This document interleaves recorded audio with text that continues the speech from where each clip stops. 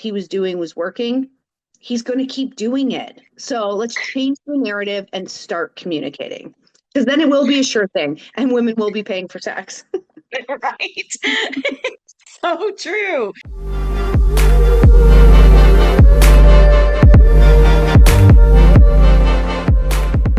Guys, welcome to season 4 of Muse on the Mic. I'm Riley. And I'm Emily. Thanks everyone for joining us. Another season of Muse on the Mic has arrived. We are so excited. It's I been a cannot long believe time. We've missed you guys. we Riley, have. how are you feeling about season 4? I'm so excited we're here. I cannot believe we are into our 4th season. And I especially want to say welcome to everyone who's new here. Welcome to our podcast. And for everyone that's been around since day one, thank you. Thank you for listening and being on this journey with us. We've had so much fun. And in saying that, we've also missed being here with you guys. So Emily will explain. It's all my fault. It's all my fault, guys.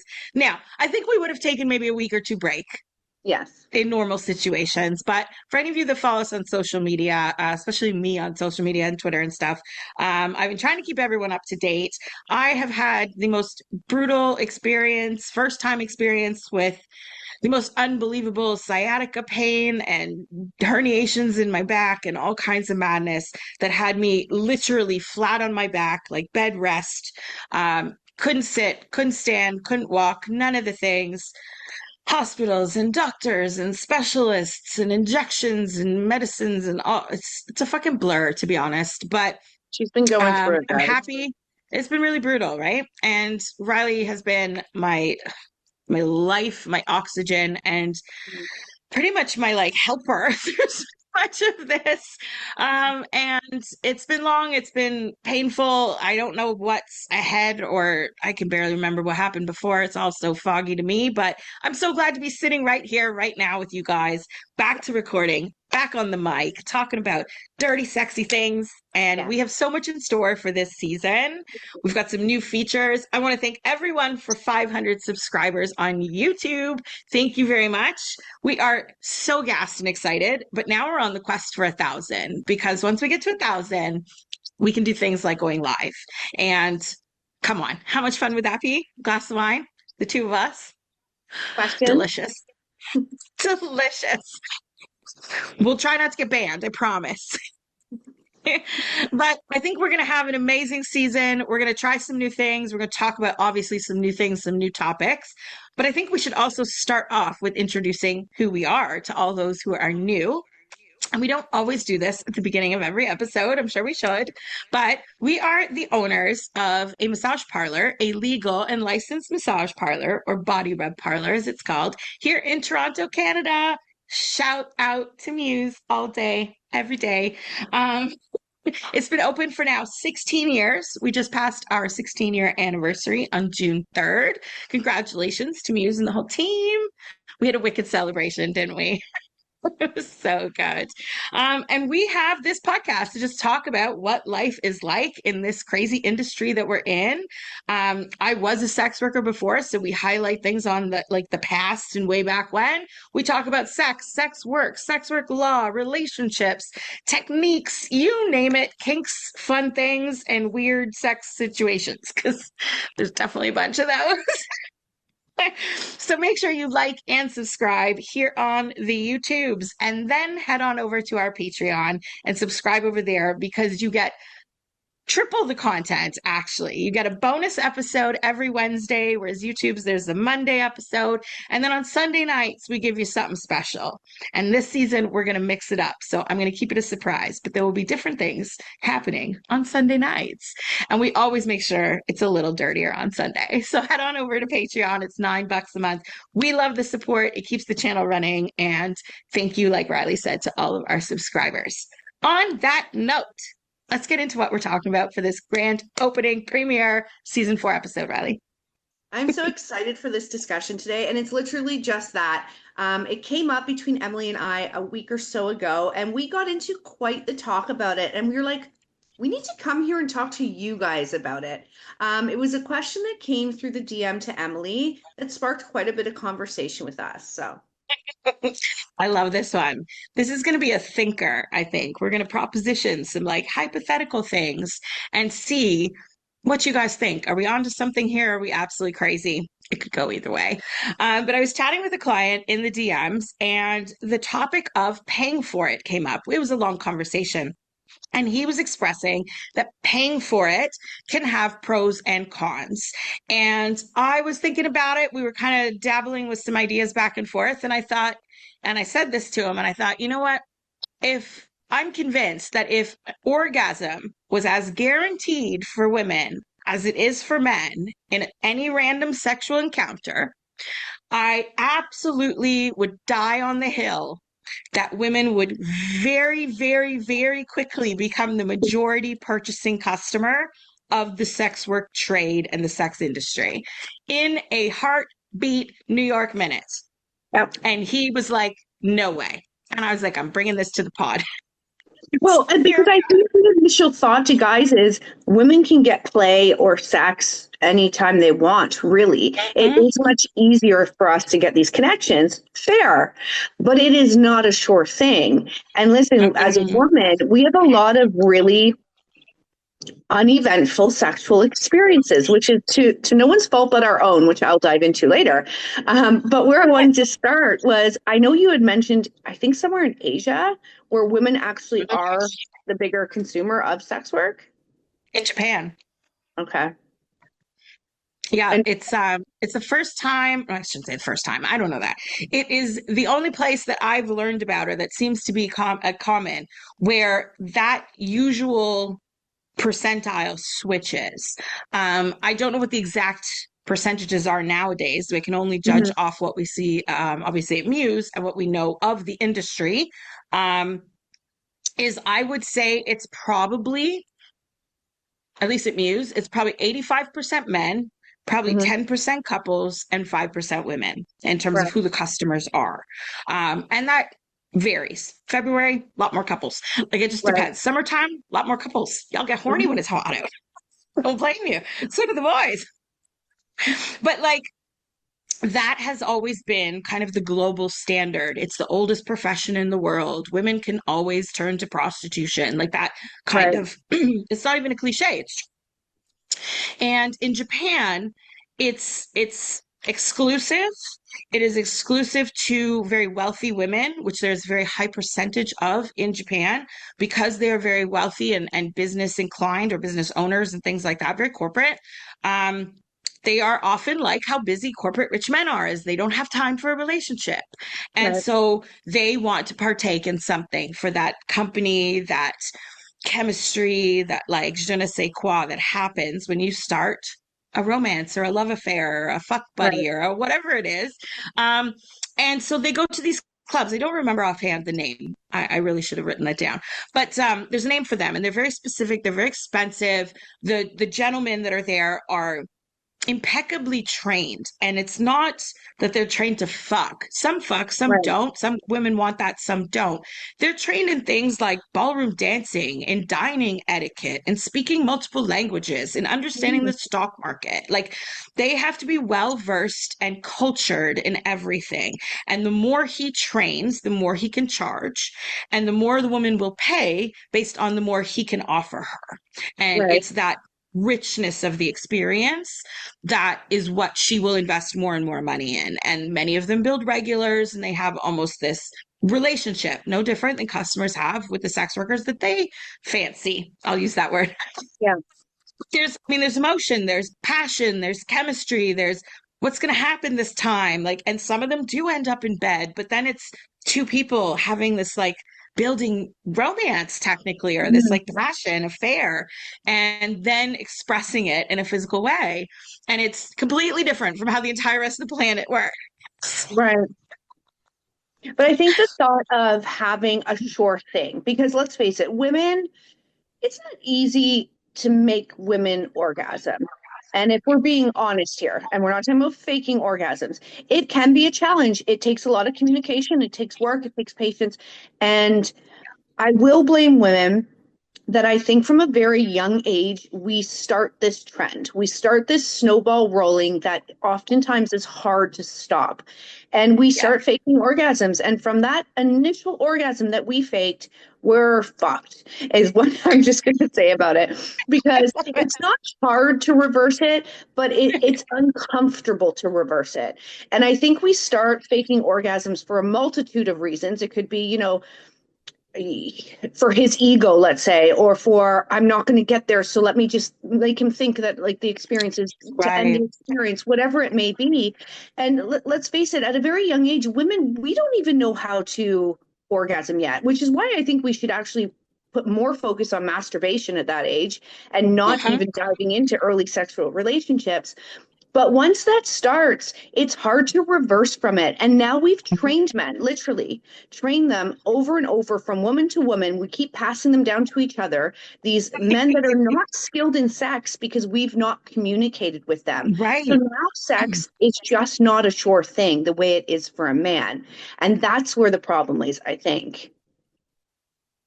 Oh, that was a great one because yes, yes, and yes. The masturbation thing, the setting up men almost for failure every time, setting ourselves up for not just failure, but like unsatisfactory failure. Like Mhm. it's layered, it's immense, and it almost snowballs as your life continues. And like you said, as people pass each other around, it just continues. These poor guys. Like it's oh, But you what a know what? terrible way to set them up. I feel bad for them. I truly do. Because if you're, I'll just use me as an example. If I'm with a gentleman and I've faked it the whole time, made him feel like he's the man, he is the champ, because let's face it, Yeah, that's how I would make him feel. He goes right, into the next relationship using those same skills that I've hyped up that really aren't worth hyping. And the next right, girl's like, shit, what am I going to do here? Like, it's really right. terrible. And listen, the guys want to know, they want to learn. And if we all have done that collectively, like it needs to be kind of a community effort here, ladies. If we all did this collectively, then men would be more of a sure thing. And that's why Right. I think men, or you mentioned before about how we pick our relationships differently, right? Yes, because listen, those guys are the guys wandering around that can't find the clit. And like that is a losing formula, no matter how you slice it. There's Right. just no other way to go about it. And the only way to stop that cycle is the awkwardness of finally a woman speaking up. Mhm. And when she does, he's going to feel all kinds of ways. Hopefully she delivers the information in a kind and compassionate way and makes it fun to like learn and play and discover each other. But like I think if it would come down to just dating, even forget even sex work for a second, I think people would pick their partners differently if it was a guaranteed thing that she gets to orgasm. And so I think with like sex workers can be such a handy tool because they can be teachers. You can learn a lot from a sex worker. Mhm. And yet at the same time, they're paid to care exclusively about his pleasure. So there's a Mhm. lot of faking that could go on there too. Yeah. Listen, we've all seen a bad porno where the faking it is really rough. Mhm. Like that sucks. And if it's that obvious, it really kills the vibe. That happens in real life too. And Yeah. so you're not setting this guy up correctly to have the tools and the information. And you're not just like you're not a girl's girl at that point even either, because you're not screwing your own vagina over. You're screwing Right. everybody's that this guy's gonna be with from there on out. Yeah. And I think it's so important in sex work why guys are the main consumers and buyers of sex work, why there's so much demand and therefore supply, is because if they're not getting it home or they're single and they're the busy guy or whatever, they want to get off, they want that nut so much, and it's Yeah. a sure fucking thing. I googled some stats. Okay. Prepare, brace yourselves, gentlemen, to be a guy. I googled on average how many women orgasm from just a hookup, a one night stand type situation. So just a one off fuck. Hmm. 11%. 11% of women have an orgasm with a one night stand or just a hookup. I don't know how many everybody's had in their life. I've had quite a few, and that tracks. Well, but actually. I think a random hookup or a one night stand isn't about for women, sadly, it's not about the orgasm. It's the rush, it's the intensity, it's the like can't keep my hands off you kind of moments that are thrilling. There is pleasure to the For experience. sure. For But sure. yeah, they're not going into it for the big O. But imagine if it was like how guys go into it. Because Hmm. guys can go into it, you're half drunk and she'll do. Like Yeah. a six can look like a 10 after enough beers. You know what I mean? And it is a guaranteed nut. Okay, too many beers, you might not nut. But the Right. statistic for men with the hookups is between 80 and 90%. Wow. 80 to 90%. And the only time we know for men that they wouldn't come is they're having ED troubles, prostate troubles, or they're too in their head about it. And it's a one-off, happens to everybody, right? And yet it's barely a one-off that it happens for us. And Right. so how can we fix it? Because if that criteria in a hypothetical world, if that criteria shifted and it was an absolute 90%, 80 to 90% guarantee that we could have an orgasm, not only would be up for more one night stands, let's be real, life would be a little more promiscuous for sure, but the satisfaction factor would change that kind of supply and demand dynamic. I think the power balances and stuff will still be somewhat in the same structure. There's still a paying customer, there's still a provider, there's still those balances, but my goodness, if for the price of, or for less than the price of a mani-pedi or a really Hmm. quality facial, or God knows, less than the amount it costs for your next round of Botox, like you could absolutely have a guaranteed orgasm, which means women, I don't, I'm assuming guys' orgasms are great, but women's orgasms are fantastic. So you Hmm. could go and have a fantastical orgasm like almost 100% of the time. My God, take Hmm. my money. Take my Hmm. money now. It would be so different. And sorry to keep going on, but like if you've ever seen, if anyone's ever seen how women behave at a bachelorette party, Right. that I think is the proof in the pudding because it's kind of this like micro peek into how women act when they are the customer and there are man strippers around, aka Right. sex workers and providers. They are ruthless. They are savages. Women, something feral happens to women when suddenly they're around cowboys and firemen taking their clothes off. And let me tell you guys, men don't show their penises. They hang towels off their penises and stuff. We don't Right. get half the fun that y'all get at a strip club where some girl's shooting ping pong balls at her pussy and that's just a Right. warm up. Like we get to see a towel and some booty cheeks. And these women, it's like consent almost goes out the door. They're grab happy and they're wanting to suck it for free and like Yeah. things. They're absolute beasts. It's the craziest thing you've ever seen.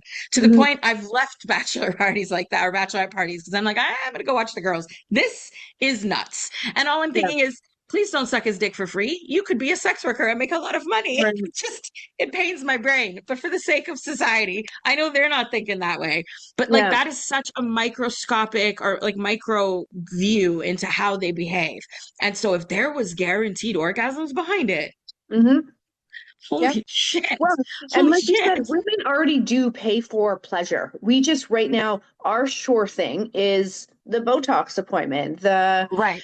the dinner out at this, five-star restaurant that we know is going to have a good meal. Our Yeah. guarantees are different. So I think if we could guarantee that, and I think those percentages are so skewed because men, and this is just human nature, are generally in the power position when it comes to sex. Like other than like Yes. a girl being on top or a reverse cowgirl, which in fact he still has control in.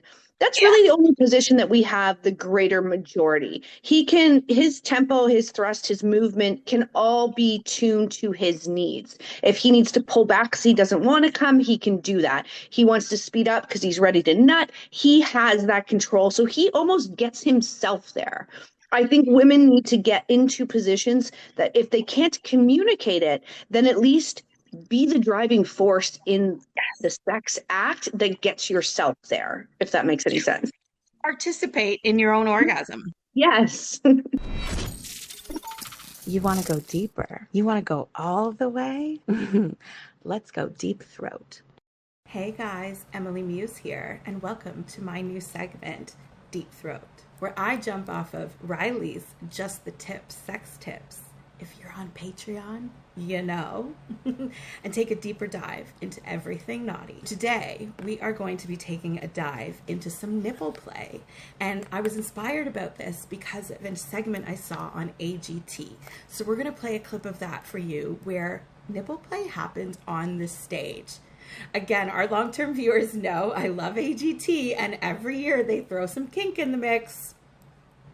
Anyways, let's take a watch. It is Simon Cowell on AGT helping and assisting Osaka Philharmonic Band. What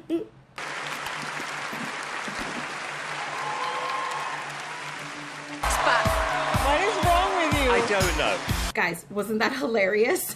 Simon's little face. So cute. You know he didn't want to do it, and then when he did it, he loved it. And isn't that just how it goes with most things? Smexual. So I made some good notes, and I've got some awesome information. If you're into nipple play, if you're curious about nipple play, and even if you've never tried it and are kind of not sure where to start, and then we're going to go deep into nipple play, into some real unique genres. So strap in, buckle up, get your throat ready. So as you could see, Simon was teasing all of these nipples with dry ice to elicit that quick breath that caused the harmonicas to sound clever and hilarious. But dry ice, obviously, safety first, be very careful with your skin, but ice in general, temperature play on nipples is actually super popular. It is quite common. It is such a wonderful sensation that can really kind of distract your mind or focus your mind, really zeroed in on those sensations and that temperature. Highly recommended, especially if you are someone or know someone who is capable of nipple orgasms.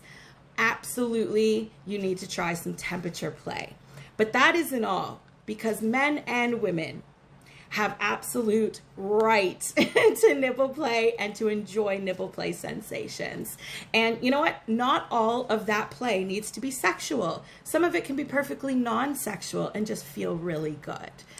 You know, at Muse, I kind of tease a little bit when training new girls, especially. Ladies, listen up. Sometimes there's men that come into the parlors or see a sex worker because the wife at home is not paying attention to those details. She's definitely not licking his nipples. You like that? You want more? Subscribe to the Patreon and I'll take you deep throat. Absolutely. Because otherwise, again, it's kind of like he's just wandering around in the dark. And so, you know, on this pod, guys, who've been with us for a long time, we talk a lot about how much sex education could change a lot of the things that lead to stigmas and isms and situations where you can't find the clit. So I've got two videos to show because there is, I'm sure he's famous from like TikTok or Instagram, but I see his videos all the time on Facebook. And he is a doctor that explains things with visuals. He's got all the parts and he explains things in a way. First of all, it's funny because he's trying to go along with censorship on the platforms. So use funny words as euphemisms for a lot of stuff. But he has all of the dolls and the figurines that are not only anatomical, they're like the medical ones. You can like take them apart and there's like all the vein system and there's the bone structure and there's the nervous system and all that. And like even right into the inside of things that look like someone sliced it in half to show what's in it. But it's so damn educational.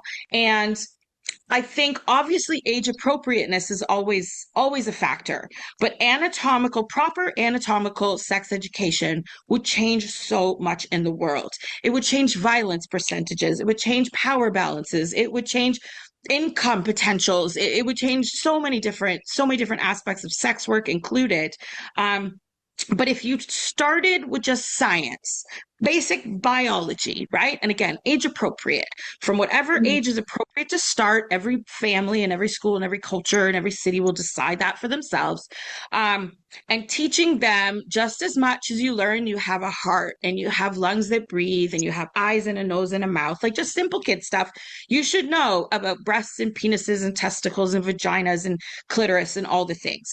And as you age and as you go through different science classes, you should learn more in-depth anatomy of what these things are, how many nerve endings are on each, what's the difference between a boy and a girl. I firmly believe you shouldn't separate. You can separate to teach. I realize for religious reasons, some people, the boys can't be with the girls, but I think it's very important for both sexes to learn about both sexes' bodies Mhm. because of situations like this. Whether you're going to Yeah. end up a doctor, whether you're going to end up an auntie that helps raise some kids, like whatever you're going to do, you need to know certain functions of certain body parts, right? And we all have sex, no matter what kind of sex it is or sexual orientation. So why not want to know how it functions, why it Mhm. does that when it does that, why it feels the way it does. I hate Mhm. hearing about girls that are 15 that have had a period for 4 years and don't even know what a period is. Like, Mhm. there are so many of that. And there's no wonder that guys don't know where the fucking clit is. It's new Mhm. information to men right now that clit is a structure instead of a beam. Like, Right. it has legs. This video, particularly, there's one for the guys and one for the girls. You're going Okay. to see it. You're going to see all of it, and it's fantastic. And I think as you get older, maybe not in school, but there has to be some element to healthy ways of getting towards things that feel good for you. Whatever Mhm. verbiage is appropriate, whether it's finding pleasure. I don't think everyone should be out there teaching how best to fuck better than the last guy, but like a Dr. Ruth, like a Sue Johansson, someone that Mhm. explains the mechanics of it. Here's how a G spot can orgasm. Here's how to give a blowjob without choking. Again, maybe not at Catholic school, maybe not when you're in grade 7, but at some point you need to be taught these things. And this doctor in particular, I'm like, this is what I'm talking about because he does it through science. It's not through porn. And it's Okay. so educational that like some of these little pieces of information will even blow your mind and you may own those parts. Okay. So Are we anyways, watching let's this? hop over and watch them. Yeah. Okay. Today we're talking about the pelvic doorbell, also known as the clitoris, and how it comes in a lot of shapes and sizes, just like a peen. Hopefully your volume was turned down, otherwise this is going to make a good icebreaker for getting to know the people around you. For today's size-related conversation, we are going to be talking about this yellow dot, which is the glans, the tip, this shaft, which can vary a lot in size, and the hood that hangs over everything. The very first thing you need to know is that all of this is composed of erectile tissue, meaning that when you get aroused, it can stand up to attention, give you a she-boner. Now with this image up on the screen, you can clearly visualize the glands of the forbidden tongue depressor. And while there is some size variance in this part, it's not generally larger than 1 centimeter, which is like 0.4 of an inch. Now let's move on to the shaft, or the corpus cavernosum. This is going to start directly behind the glands and is going to extend into the actual body, and it actually encompasses these little arms. But much like peens come in different sizes, this shaft can range anywhere from 1/4 of an inch on up to 2 full inches. For a little size reference, I think, yeah, my nose is about 2 full inches. I may not look at my nose the same way. If you want to see how extreme these changes can be, you can do a little Google adventure with the term clitoromegaly. What you will see there are some pretty extreme changes that can occur when this structure is exposed to high amounts of testosterone from conditions like PCOS, or if you're taking supplemental testosterone, or if you're transitioning. Last but not least, let's talk about the hood. That is going to be this tissue that covers the actual shaft. And guess what? This is actually a homologue with the foreskin of the penis. And this structure may actually have the most variance out of all of these. Like, it can completely cover or engulf the clitoris to where it's not visible at all, or the tissue may be very minimal and actually expose more and more of the shaft. And remember, because these structures are composed of erectile tissue, it means that they can look vastly different when you are aroused, or different hormonal times of the month. And because of that dependence, sadly, as you enter into things like perimenopause or menopause, the structures that we've talked about may actually shrink or atrophy, unless you do something like hormone replacement therapy. I have a question, a biology question. If Hank Green sees this and wants to answer, that would be great. Well, obviously I'm not Hank Green, but I have a feeling this might be right up my alley. What are we talking about? This question has come up since I got a vasectomy. Hopefully it's not the only thing that's come up. Sing back! It's regarding the scrotum. Oh yeah, I'm the right guy for this one. Fun fact about the word scrotum. In Latin, it means purse, which means the brand name for your man bag could be Versace. Ooh, no, Gucci gonads. Louis Scroton. So we know with temperature, The sperm should be kept at a lower temperature than the internal body temperature, which, first of all, that's weird. So here's the thing. Spermatogenesis, the process of making sperm, is an incredibly intense process. Like, you're cranking out 1,500 of these things per second. That's 2 to 300 million per day. And that process, because it's moving so quickly, actually generates a lot of heat. Sperm also have a protein that activates their tail when it gets too warm. It's called catspur, and so being on the outside keeps them from turning on too soon. So there's a loosening, and then when things are cold outside, you know. First part is how. Is there a muscle or tendons that... The slurp was too far. Now you get an uncomfortable image. There are, in fact, 2 muscles that can tweak your testicles. The first one is called the dartos, and that is going to be the most superficial and is the one that actually lines the scrotum itself. The dartos, because it encases both, also moves both at the same time. But then there is another set of muscles that wraps each individual testicle. It is called the cremaster, and it's right there. Yes, I do have a more inappropriate pointer I could have used. See, I told you I had a more inappropriate pointer. Because the cremaster wraps each individual testicle, it can actually move them independently. This is called the cremaster reflex. If you'd like to experience this, you're just going to reach down and gently rub or tickle the inside of your inner thigh. If done properly, the corresponding testicle should, as you so eloquently put it. Second, what is telling that part what temperature it is? Do we have a temperature sensor? A thermometer in your body? How does your body... I guess the greater question is, I don't even know how my body regulates its temperature. So you actually have both. There are local thermoreceptors that can activate the spinal reflexes. This is a lot like when you touch something hot and you yank your hand away, but you also have a body-wide thermoregulation system, or a thermostat. That would be your hypothalamus, which is up in your brain. I know you may still be a little disappointed that I'm not Hank Green, but I hope I did it up right for you and you know a little more about your body. I think it was really cool. Like, if that was taught, like you were saying, opposed to really who is teaching our young men? Our young women are teaching them what's right and what's wrong. And let's face it, a 16-year-old girl is not in a position to be a teacher. So that is what boys need. Like, Yeah. It makes so much sense. What's that, or their idiot friends? Mhm. And listen, no offense to the dudes who might be the idiot uncle or the idiot neighbor or something. I don't mean idiot offensively. I mean, if you never learned equally during your generation, then everyone's without this information. We're just walking around dumb and blind, just feeling parts, which happens. And that's why women fake it, because someone's just feeling parts. It gets up a little grabby and stuff. And it's awkward. And to tie it to sex work, there are times where you endure a client like that. It's not necessarily painful, but you're like, oh boy, this is going to be a faker. And you have to roll with it. And fuck, I would like my job so much more in my 8 years if it was a guaranteed orgasm with every client. Are you fucking kidding me? I mean, I tried.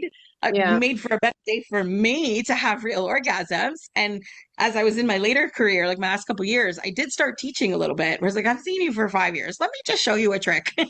Right. I got to have real ones instead of faking them with the same guy. But again, until someone takes that time to teach you, you're doing just what you know on experience. And you're right. If you put 2 people who've never driven behind the wheel of a car, there's going to be a lot of crashes, right? So like, my goodness. But if that was the way that people were raised, then they would have the knowledge, the science information, the technique information. It would just be tweaking things based on personal taste, but you know what you're doing, you know what you're looking for. And so women would be squirting and coming everywhere. First of all, we'd be happier, we'd be less bitchy and stressed. Like, the world would change. It would be a wonderful utopia of just orgasmic bliss. And the irony I find is we are one of the few species that get to enjoy pleasure from sex instead of just procreation. Yeah. And it's a sure thing for everyone except the pleasure people. Not having this problem. Like, this is crazy. And we're out here faking it, or like half of society not knowing how the other half of society operates, what their parts are inside their body, like the mechanics of it all. Men know what's under the hood of every vehicle, let alone the ones they've owned. you're telling me that y'all don't, it's just so Well, and frustrating. that's where I'm really like team guys here. I think Yeah. they do want to know. I think they want to know what's under the hood, so to speak. And I think my last point about this was about sexless marriages because it made Yes. me think we've talked a lot about sexless marriages, and I know your opinions and how you feel about them. And I think the Uh-huh. majority of those marriages are women withholding sex. And I Yes. know for a large percentage, it could be coming down to things like, there's no romance and they're not helpful and they don't help with the kids. But I wonder how much of those women get to the age where they're just like, I don't want to fake it anymore. I don't Yeah. care. And I think that's a really shitty attitude. I think the point is he wants to know, and men tend to Uh-huh. become great lovers in their later years. Yes. It's because Yes. finally they've met a woman that tells them. We have lied to them collectively, ladies. We cannot blame them. And the education wasn't provided. So I don't blame the guys. I feel bad for them. And in hopes of helping them and understanding men more, I think we just need to communicate to them because I think they're eager to learn. Every Yeah. man wants to please a woman. Of course he does. But again, if we've trained him that what he was doing was working, he's going to keep doing it. So let's change the narrative and start communicating. Because then it will be a sure thing and women will be paying for sex. Right. So true. You made such a good point about how, like, eventually you meet like a woman who will teach you, and that's usually later in life. And Mhm. yet, immediately the like cliche, yet cliches are always stem from something, is there's always a story of a young man and an older woman who taught him some things, a Mrs. Robinson There you go. situation. But that is exactly the same point that you were making is why Mhm. did it take her to become Mrs. Robinson instead of Julie that lives next door? Like Right. it's so much fucking time to get there. I think that's why we're also pro sex work for maybe the incel community, nervous people, people with like autism or like hesitations why they might like hesitate from dating or intimacy or sexual activity. Sex workers can be such a great tool. They can also be great teachers. Mhm. And we may not have the education structure or political systems that would support it right now, but people can learn. You can teach Mhm. yourself and reach out to your local sex worker. But like, here's a Yeah. PSA for you. It's true though. You could learn so much stuff. And Mhm. seeing multiple sex workers will teach you even more because Mhm. then you're going to get into those nuances of the differences between different women. And it'll start clicking with you going, oh, the other girl liked it different. Okay, so I have two options now. And like, this is how you learn your moves. This is literally Yep. how you learn your moves. Yep. And it can deepen relationships in a different way. It can deepen like marriages. Man, life would change for even the swingers. Like, could you just imagine Yeah. if women were just literally just like everywhere? That is just boggling to me. I know there's other people like me that get horny in like mundane situations, like me in a pedicure chair and Riley nudging me beside, being like, "Fix your fucking face," as I'm like. And I know there's people like me. We could check a girl every once in a while riding a bicycle and be like, oh, you've got that smile, neck glow. Right. But still, like, that should be so much more often. That should be such a normal thing that, Mhm. like, we are so able to be orgasmic, especially because we are created to be so orgasmic. That whole Mother Earth thing, the fertility thing, the energy, the Mother Nature stuff, like all of that, no matter what your beliefs are, all tie into the pleasure that women can provide and experience. We have multiple orgasms for a reason.